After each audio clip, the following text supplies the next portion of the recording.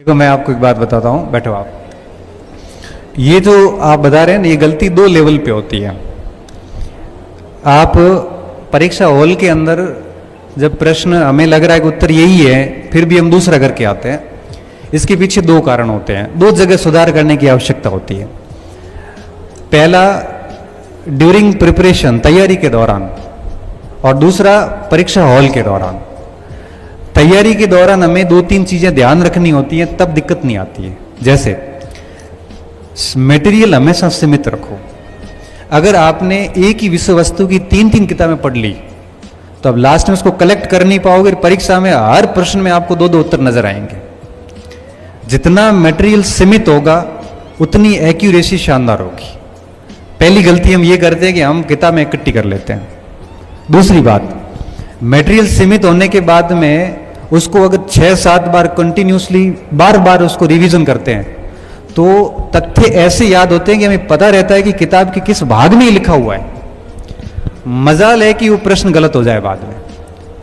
दूसरी बात और तीसरी बात, अब मटेरियल सीमित है, बार बार रिवीजन हो गया, अब उसका करो अभ्यास। अभ्यास अगर नहीं किया तो पैराग्राफ पढ़ा हुआ है मगर पैराग्राफ से प्रश्न कैसे आता है ये आपको पता नहीं, और प्रश्न आ गया, अब वहां आप उलझ गए।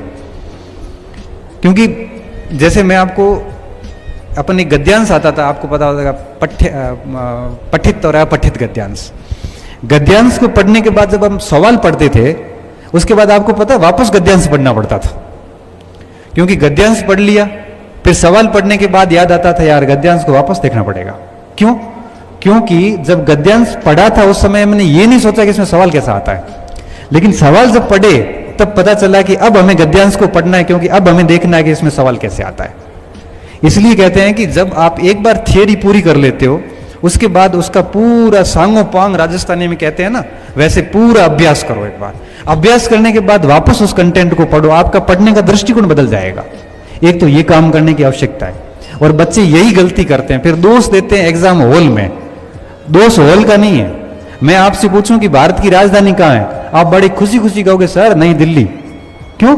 इसको इतना पढ़ा है कि याद है, इसमें कन्फ्यूजन की कोई गुंजाइश नहीं है। लेकिन मगर ये आपको मैं कहूं ना कि भारत की राजधानी दिल्ली होने से पहले कलकत्ता थी। कलकत्ता किसने स्थापित की थी? जोर आ जाएगा उत्तर देने में। क्यों? पढ़ा नहीं है।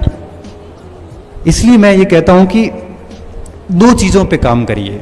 अगर आप चाहो कि भाई आपको आता हुआ गलत नहीं हो तो मटेरियल सीमित रखें, बार बार रिवीजन करें और भरपूर अभ्यास करें, और फिर देखना एग्जाम हॉल के अंदर जाओ, प्रश्न को हिंदी और इंग्लिश दोनों में पढ़ो, एक एक ऑप्शन को एलिमिनेट करो, फिर देखना आपका 5-7% से ज्यादा खराबी नहीं होगी। और ये सिलेक्शन है, और ये बहुत जरूरी होता है, क्योंकि ये आज की तारीख में सबसे बड़ी समस्या पता क्या है?